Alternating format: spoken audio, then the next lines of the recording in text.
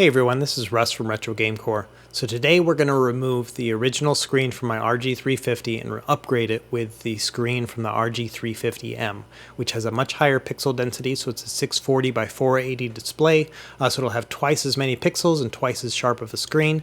You can see I bought it from the official Ambronix store. It comes with an LCD backing plate here, which you can see is that little black sticker there, so we're going to put that on there as well when we install it. And then it also came with some double-sided tape. We're not going to use this, we're going to use a different one, which I'll show you here in a second. So let's talk about the tools you're going to need. So first of all, you're going to want something like a scalpel or a razor or a file, because you're going to need to shave off a little bit of the plastic on the inside, and I'll show you that. And then you need a metal spudger. So this is just something to pry off the panel. And then 2mm double-sided tape. So this is what I used in place of the other double-sided tape. You can use either one, it's fine. And then this is just a small screwdriver we're going to use, and most importantly, my wife's Hello Kitty hair dryer. So you're going to need a heat gun or a hair dryer in order to warm up the panel so that you can pull off the screen from the tape. Okay, so to get started, first thing you want to do is remove the 4 screws from the back. Nothing special about this, just kind of, pull them off, and then you want to pry off the back. So you're going to want to use your fingernail to kind of pop it out. It just takes a second. It's a little weird, but you can pop it out pretty easily. And then you're going to want to pull off the shoulder buttons. Just takes a second. And then pull off the battery cable, which is connected by that little clip there. So next thing is you want to pull the analog sticks out. So they are connected by these 4 screws. The best way to think about it is any of the screws that are covered by a white circle, those are the ones you need to focus on and remove. So start with the 4 analog sticks on each side, so 8 total screws. And then you want to remove the board itself. So at this point, you just take off the remaining 6, which are 3 on each side, and then pull them off. They're exactly the same as the analog stick screws, so if you get them all mixed up, it's fine. They're the exact same size.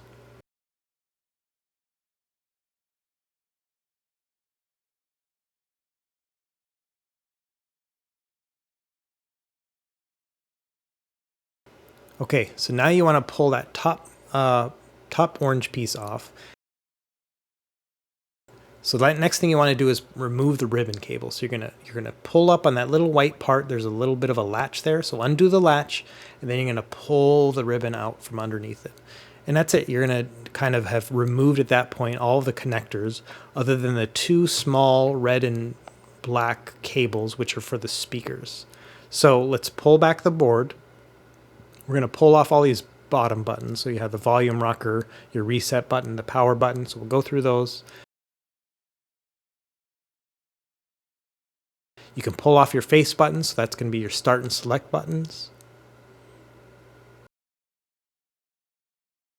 as well as your face buttons here. So you're going to pull off that little rubber piece and then pull off your A, B, X, Y buttons.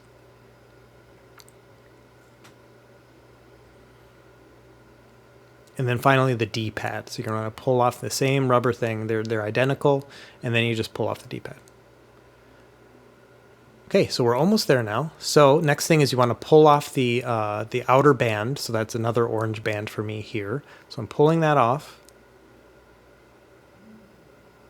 And it really just slides right out. Okay, and then the speakers. The speakers were a little tricky at first, but then I realized that really they're just there with a piece of tape is holding them there, a really kind of puffy piece of tape.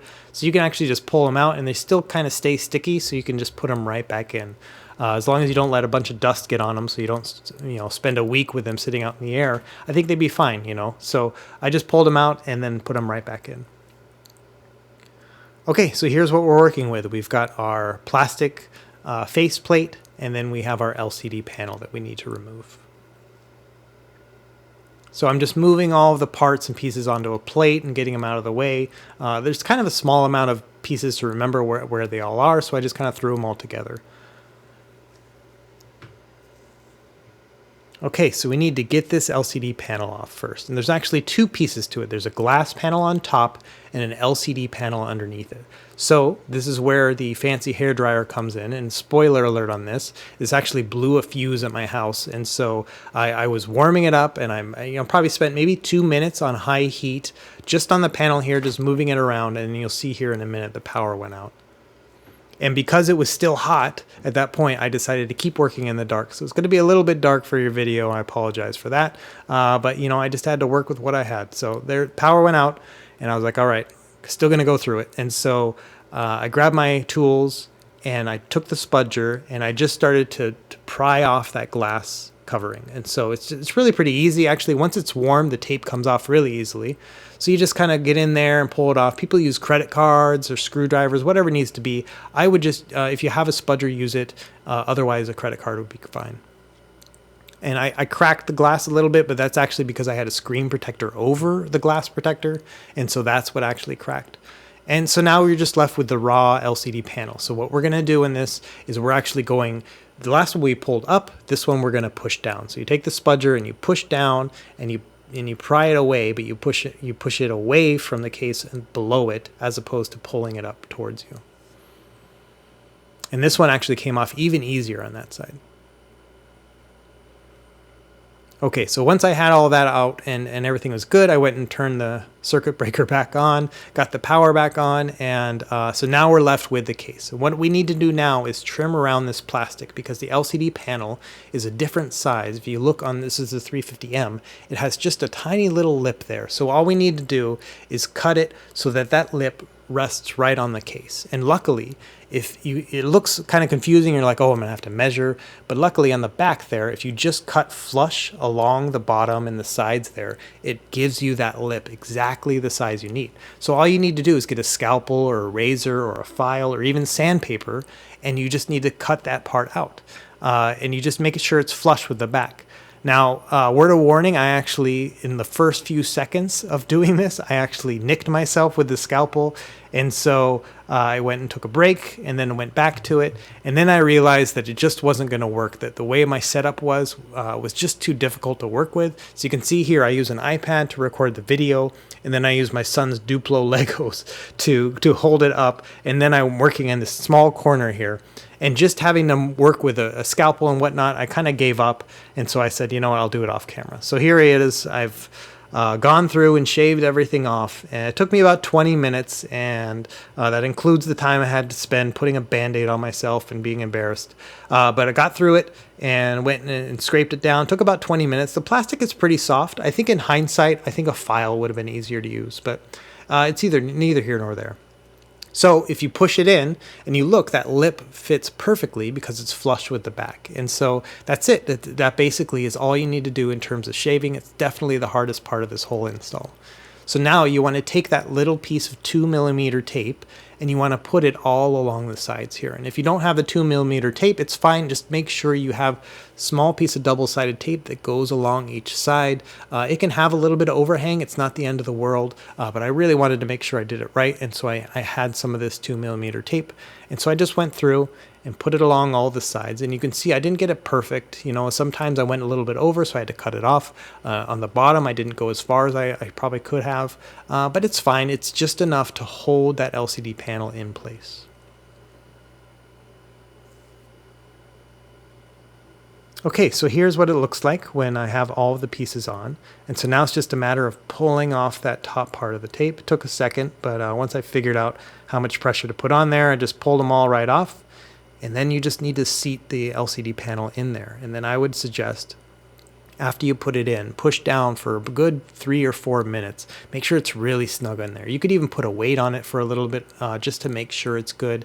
But for the most part, I haven't had any issues with it popping out or anything. The nice thing about this is the glass and the LCD panel are laminated on top of one another. So it makes it much nicer to the screen. There's no dust that gets in between the glass and the LCD panel. It's just a really nice looking screen. So now we're going to put that backing thing on there. I'm not really sure what it does. Maybe it's insulation or something, but it was on the other one. And so I figured, well, they sent it to me. I might as well put it on. I was a little worried about bubbles. And so you can see here, I used like this big plastic spudger to try to get all the bubbles out. But then I looked at my old LCD panel and it was full of bubbles. And I was like, okay, well, if Ambernick's putting bubbles in there, I shouldn't have to lose any sleep over it. Okay, so let's put everything back together now. So let's put on the strip around the sides. And we're going to tape the bottom of this strip here. So that way when we push these buttons in, they're going to stay in place. Because these 3 buttons here on the bottom are the most finicky parts of the whole thing. You know, they're really hard to keep in place. So I think taping them is probably the wisest thing you can do.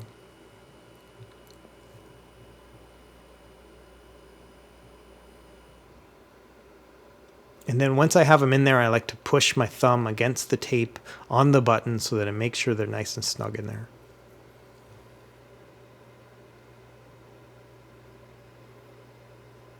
Okay, so let's start working on getting this board in.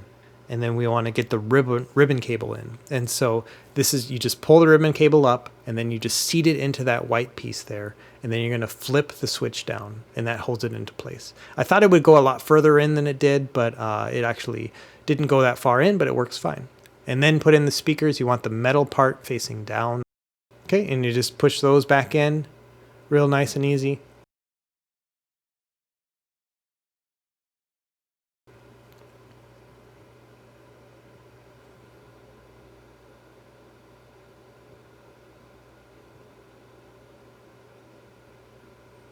Okay, so for this part, I like to put my roll of masking tape down, just that way I have something in there in place so that I'm not pushing down on the ground when I'm pushing these little rubber things in.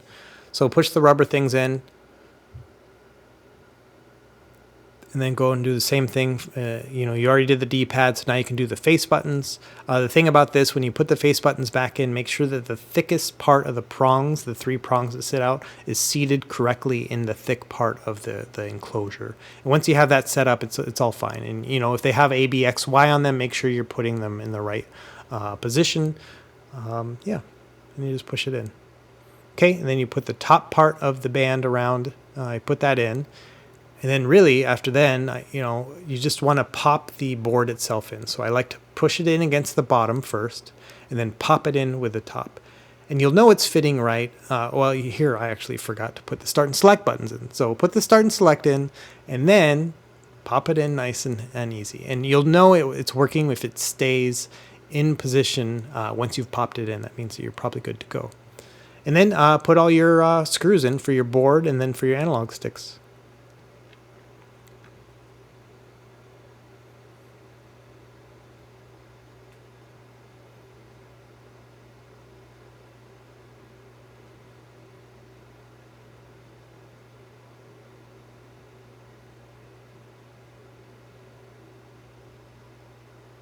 Okay, so once you've got everything seated in here and everything's looking good, the last thing you want to do before you go any further is you need to actually add display drivers to your RG350 internal SD card. So you want to pull the internal SD card out, plug it into your computer, and this isn't like FTPing in or anything like that. You actually just pull up the files themselves, and you'll see here, I'm gonna switch over to my computer. You're gonna download a file, which I'll have linked below, and it's going to be this vmliners.bin. And so then you're going to go onto your disk itself, or your SD card itself, and you'll see it has the same name there. So you want to delete that one and then replace it with this one, or just drag it over and then replace it, however you want to do it. And all this really does is give you the drivers to allow the RG350 to recognize the screen. And that's it. So you just eject the SD card from your computer and then pop it right back into the RG350, and then let's put the rest together. So you want to put your shoulder buttons in, and these have these little prongs on each end, so you just fit them in the hole. Make sure you have your L on the right side and the R on the right side, and then connect your battery cable and then push it back together. And you can pop it together and then maybe feel the buttons, make sure everything feels good. Once you put the battery cable in, it's actually going to turn the unit on, so just hold the power button and turn it off. And yeah, you can remove that masking tape now and then just screw drive everything back together.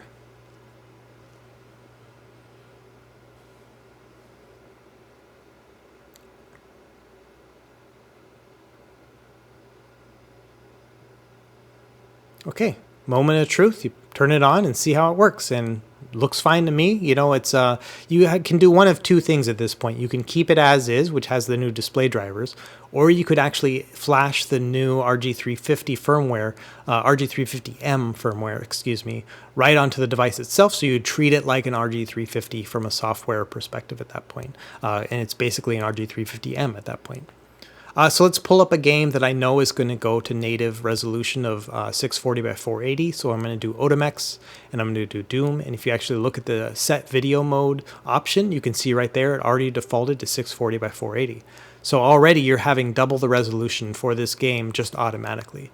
So you can go onto my website, download the updated emulators, which support the RG350M, and have that higher resolution for your menus and for your games and everything else. But yeah, that's about it. It was a little bit of a pain, you know. I didn't expect to nick myself or turn the power off in my house, but it's all good. All's well that ends well. So hope you guys enjoyed this video. Thanks for watching, and be sure to like and subscribe, and we'll see you next time. Happy gaming.